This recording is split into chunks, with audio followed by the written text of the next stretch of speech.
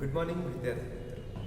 આજે આપણે ધોરણ 12 વિષય વાણિજ્ય વ્યવસ્થા પ્રકરણ નંબર 8 નાણાકીય સંચાલનની ચર્ચા કરીશું. હવે નાણાકીય સંચાલન એટલે કે આપણે સૌને ખ્યાલ જ છે કે નાણાંનું સંચાલન કરવું.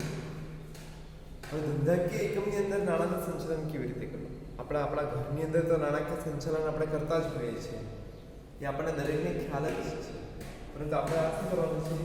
ધંધાકીય એકમો માટે નાણાંનું સંચાલન કરવાનું હોય છે.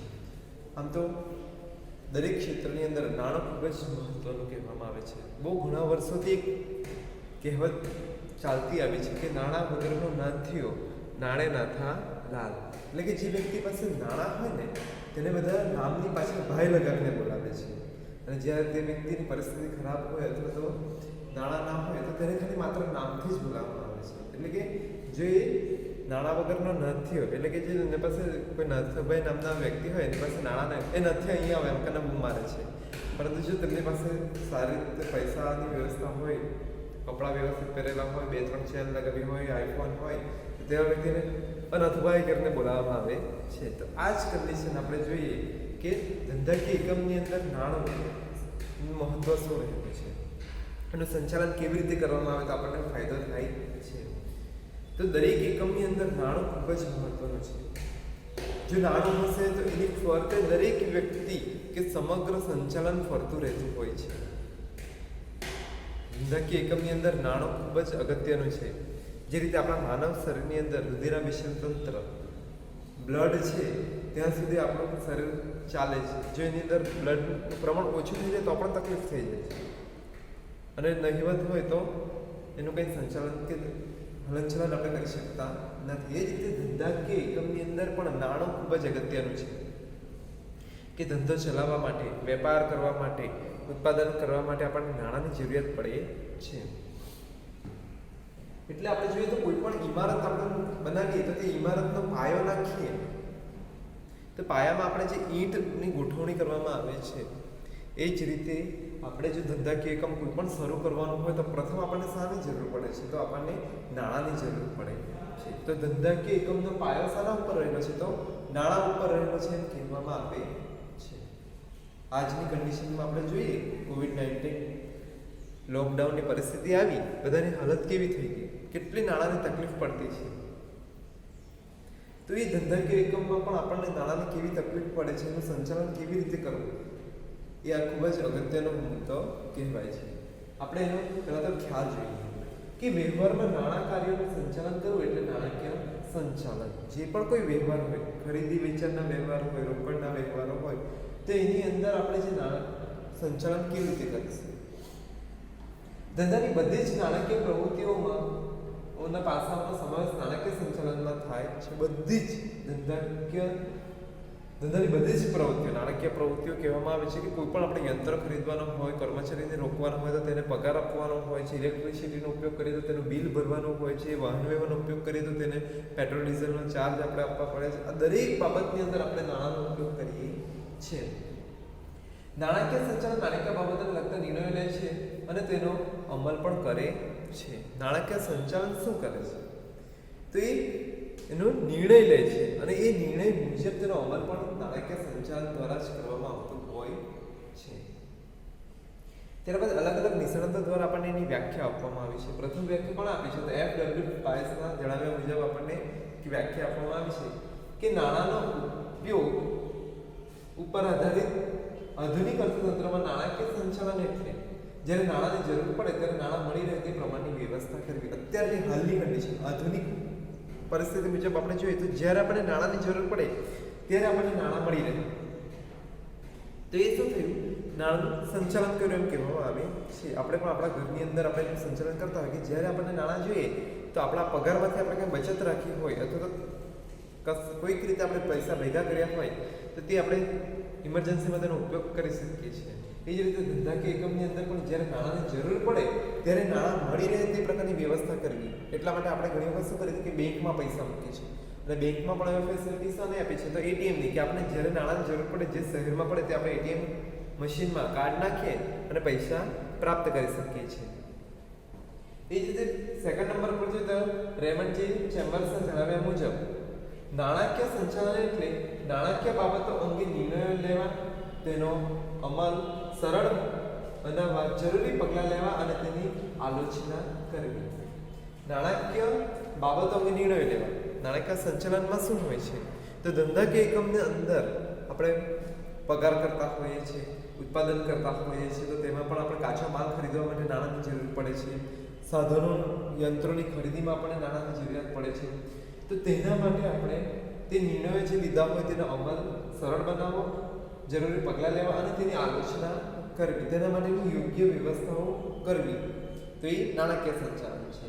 અને અંતે પ્રોફેસર એમ કિમ્બાલે શું કીધું છે કે નાણાકીય સંચાલન એટલે ભંડોળ મેળવવું અને તેનો ઇષ્ટતમ ઉપયોગ કરવો તથા તેની યોગ્ય ફાળવણી કરવી.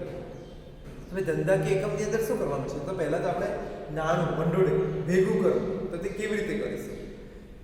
ત્યારબાદ ભંડોળ ભેગું તો કરી લઈએ, પરંતુ તેનો ઇષ્ટતમ ઉપયોગ, મહત્તમ ઉપયોગ અને વ્યવસ્થિત ઉપયોગ કેવી રીતે કરવો? તો તેનું આયોજન કરવું અને તેને યોગ્ય ફાળવણી કરવી કે કયા વિભાગમાં કેટલા નાણાંની જરૂરિયાત છે તેની પણ યોગ્ય ફાળવણી કરવામાં આવે છે. તો કર્મચારીઓને રોકાણ કર્યા હોય તો ઉપરી અધિકારીઓ છે, તો ઉપરી અધિકારીઓનો પગારમાં કેટલા ખર્ચ થશે, મધ્ય સપાટીના અધિકારીઓનો કેટલો પગારમાં ખર્ચ થશે, મજૂર વર્ગ હોય તો તેમને કેટલો પગાર ચૂકવવાનો છે, તો તેની ફાળવણી કરવામાં આવે છે. કાચો માલ સામાન આપણે ખરીદીશું તો તેના માટે આપણે કેટલા નાણાં રાખીશું, કંપનીમાં કંઈક રિનોવેશન કરવાનું હોય તો તેના માટે આપણને ખર્ચની જરૂરિયાત હોય છે, ઇલેક્ટ્રિસિટીના બિલ ભરવાના, પરચુરણ ખર્ચાઓ ચૂકવવા, તેના માટેની ફાળવણી કરવી. આ દરેક વિભાગ માટે અલગ અલગ નાણાંની ફાળવણી કરવું અને યોગ્ય નિર્ણય લેવો એ શું છે? તો નાણાકીય સંચાલન છે એમ કહેવામાં આવે છે. ત્યારબાદ આપણે એની જોઈએ તો લાક્ષણિકતાઓ શું કહેવામાં આવે છે? તો પહેલી લાક્ષણિકતા એ છે કે સંચાલનની શાખા છે. નાણાકીય સંચાલનની શાખા છે કે નાણાકીય સંચાલન એ સંચાલનની એક શાખા છે જેમાં નાણાંના ઉપયોગ માટે આયોજન અને અંકુશ કાર્યોનો સમાવેશ થાય છે. આ સંચાલનની શાખાની અંદર શું કરવું છે? તો નાણાંનું આયોજન કરવું કે આપણે નાણાં ક્યાંથી લાવવા, કેવી રીતે તેનો ઉપયોગ કરીશું એકમની અંદર, આ બધું જ આયોજન એ શાખા દ્વારા કરવામાં આવતું હોય છે. ત્યારબાદ અંકુશ કે જે પણ કંઈ નાણાં આપણે ભેગા કર્યા છે તે નાણાંનો વ્યય તો થતો નથી ને દુરુપયોગ તો થતો નથી, એ પણ જોવામાં આવે છે. યોગ્ય જગ્યા પર નાણાંનો ઉપયોગ થતો છે, યોગ્ય ખરીદીમાં થતો છે, યોગ્ય ઉત્પાદનમાં થતો છે, વધારે પડતા ખર્ચા તો થતા નથી કે બગાડ નથી થતો, આ બધું જ બાબતો ધ્યાનમાં લેવામાં આવે છે. તો એટલા માટે સંચાલનની શાખા તરીકે પણ ઓળખવામાં આવે છે. ત્યારબાદ વિશાળ કાર્યક્ષેત્ર. નાણાકીય સંચાલનનું કાર્યક્ષેત્ર કેવું છે? વિશાળ છે, કારણ કે તે કોઈ એક ક્ષેત્ર પૂરતું મર્યાદિત હોતું નથી કે એક વિભાગ પૂરતું મર્યાદિત નથી. નાણું આપણે એવું વિચાર કરીએ છીએ કે માત્ર ખાલી પગાર ચૂકવવા માટે જ નાણાંનો ઉપયોગ થતો છે, એવું નથી. આપણે કંપની શરૂ કરીએ તેની અંદર જે પણ કંઈ વિભાગ હોય કે જે પણ કંઈ આપણે ડિપાર્ટમેન્ટ શરૂ કર્યા છે તો દરેક વિભાગની અંદર આપણને નાણાંની જરૂર પડતી હોય છે. કાર્યક્ષેત્ર એટલું વિશાળ છે કે જેમાં નાણાંની જરૂરિયાત, અનુમાન, પ્રાપ્તિ, મહત્તમ ઉપયોગ, યોગ્ય ફાળવણી અને તેના આયોજન તથા અંકુશનો પણ સમાવેશ થતો હોય છે. કે આપણે કયા વિભાગમાં આપણે કેટલા નાણાં ફાળવીએ છીએ, તેનો મહત્તમ ઉપયોગ કયા વિભાગમાં કરીશું, આ દરેક બાબતનો સમાવેશ આપણે કરવામાં આવે છે. શા મતલબ? એના કારણે વિશાળ કાર્યક્ષેત્ર છે, નાણાકીય સંચાલન એમ કહેવામાં આવે છે. ત્યારબાદ ત્રીજો મુદ્દો છે કે સંચાલકીય નિર્ણયોનો આધાર. સંચાલકીય નિર્ણયોનો આધાર નાણાકીય સંચાલનમાં શું કહેવામાં આવે છે? તો સંચાલકીય નિર્ણયોનો આધાર ઉત્પાદન, વેચાણ, સંશોધન, વિકાસ વગેરે અંગેના નિર્ણયો નાણાકીય સંચાલન પર આધાર રાખે છે. સંચાલકીય ધંધાકીય એકમનું જે પણ કંઈ સંચાલન કરવામાં આવે, સંચાલનના કાર્ય આપણે આગળ જોઈ ગયા છે, તો તેની અંદર જે પણ કંઈ ઉત્પાદન કરવામાં આવે, વેચાણ કરવામાં આવે, ખરીદી, કાચા માલ સામાનની ખરીદી કરવામાં આવે, દરેક બાબતની અંદર આપણને નાણાંની જરૂરિયાત પડતી હોય છે. તો તે નાણાંની જરૂરિયાતના આધારે આપણે ઉત્પાદનના નિર્ણયો લઈ શકીએ છીએ, વેચાણ અંગેના નિર્ણયો લઈ શકીએ, ખરીદી અંગેના નિર્ણયો, એટલે નિર્ણયોનો આધાર પણ શાના પર રહેલો હોય છે? નાણાં ઉપર. આપણે કોઈ વસ્તુ ખરીદવાની હોય તો આપણે ખરીદવા માટે તો તૈયાર છે, પરંતુ આપણા પાસે નાણાં કેટલા છે તે પહેલાં ધ્યાનમાં લેવાનું હોય છે. તે પ્રમાણેની આપણે વસ્તુ ખરીદીએ છીએ. જો આપણા પાસે પૂરતા પ્રમાણમાં નાણાં ના હોય તો તે પ્રમાણેની વસ્તુ, એક આપણે સામાન્ય ઉદાહરણ લઈએ કે આપણે મોબાઈલ લેવાનો હોય છે, તો તેના માટે આપણા પાસે કેટલું બજેટ છે, કેટલા નાણાં છે, તે પ્રમાણે આપણે એનું આયોજન કરીએ છીએ. કે આપણે એકદમ 1000, 2000 આપણે 1500 રૂપિયાવાળા મોબાઈલ લેવાના હોય, કીપેડવાળા નાના ફોન, જો કોઈની પરિસ્થિતિ એકદમ નબળી હોય તો તે લોકો આ પ્રમાણનો પણ ફોન લેતા હોય છે. કોઈની થોડી સારી હોય છે તો ચાઇનાના મોબાઈલ આપણે 7-8 હજાર રૂપિયાવાળા લઈએ છીએ. કોઈની આર્થિક પરિસ્થિતિ એકદમ જ સારી હોય છે તો આઈફોન એપલ વગેરે પણ ખરીદી કરતા હોય છે, 50, 60, 70 હજારના મોબાઈલ, લાખ રૂપિયાના મોબાઈલનો પણ ઉપયોગ કરનારા છે. એટલે તે પ્રમાણે એનું આયોજન કરવામાં આવતું હોય છે. ત્યારબાદ આવે છે નાણાકીય નિર્ણયો સાથે સંબંધ. હવે ધંધાકીય એકમની અંદર આપણે જોઈએ તો નાણાકીય નિર્ણયો સાથેના સંબંધો કેવા કેવા હોય છે. તો પહેલું તો આપણે જોઈએ તો એક રોકાણ સાથેના સંબંધ, બીજું તો મૂડી માળખું અને ડિવિડન્ડ અંગેની નીતિ અંગેના નિર્ણયો સાથે નાણાકીય સંચાલન સંબંધ ધરાવે છે. એક તો આપણે ક્યાં રોકાણ કરીશું, ધંધાકીય એકમની અંદર નાણું હોય તો નાણાંનો આપણે ક્યાં રોકાણ કરીશું તો એનો પણ નિર્ણય લેવામાં આવે છે, એટલે નિર્ણય સાથે સંબંધ ધરાવે છે.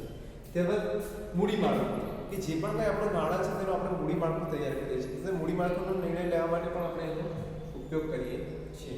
ડિવિડન્ડ અંગેની નીતિ જો શરૂ કરવામાં આવી હોય, શેર બહાર પડ્યા હોય તો તેના માટેના નિર્ણયોમાં પણ આપણને ખૂબ જ મદદરૂપ થતા હોય છે.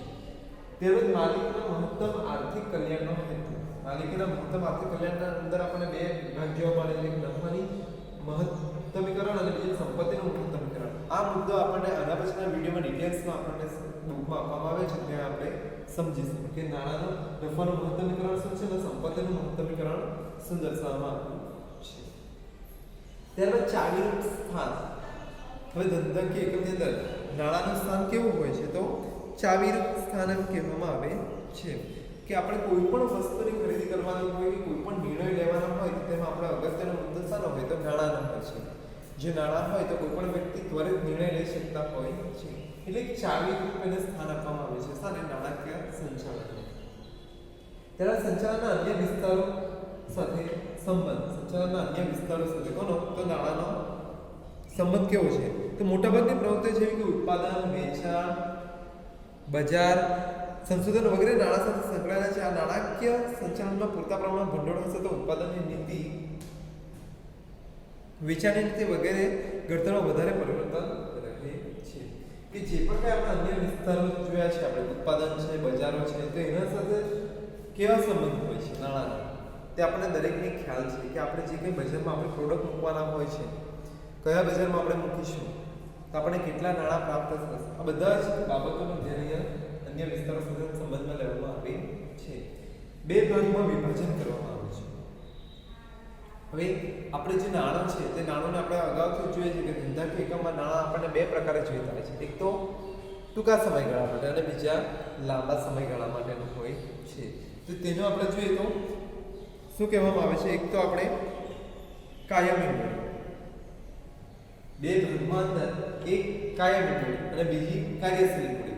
તો કાયમી મૂડીમાં પણ સમાવેશ થવાનો. તો આપણે જ્યારે મકાન ખરીદવાના હોય, ધંધાકીય એકમ માટે કંપની, ફેક્ટરીનું આયોજન કરતા હોય તેના માટે, બીજું કે આપણે કોઈ યંત્રોની ખરીદી કરવાના હોય, વાહનોની ખરીદી કરવાના હોય, સાધન સામગ્રીની ખરીદી કરવાના હોય, તો એક લાંબા સમયગાળા માટેનું મૂડી રોકાણ થઈ ગયું, એટલે એને આપણે કાયમી મૂડીના ભાગમાં વિભાજન કરવામાં આવ્યું છે. બીજું કાર્યશીલ મૂડી, એટલે કે ત્વરિત નાણાં જ્યારે ઉત્પાદન થતું હોય છે, કારણ કે રોજબરોજના પરચુરણ ખર્ચા ચૂકવવાના હોય તેવા કે રોજે રોજના આપણે ધંધાકીય એકમના ખર્ચા થતા હોય તો તે અંગે આપણે નાણાંનું આયોજન કરીએ છીએ, તો તે કાર્યશીલ મૂડી એટલે કે ટૂંકા સમયગાળા માટેની મૂડી. આ બે વિભાગમાં આપણે એનું વિભાજન કરવામાં આવે છે.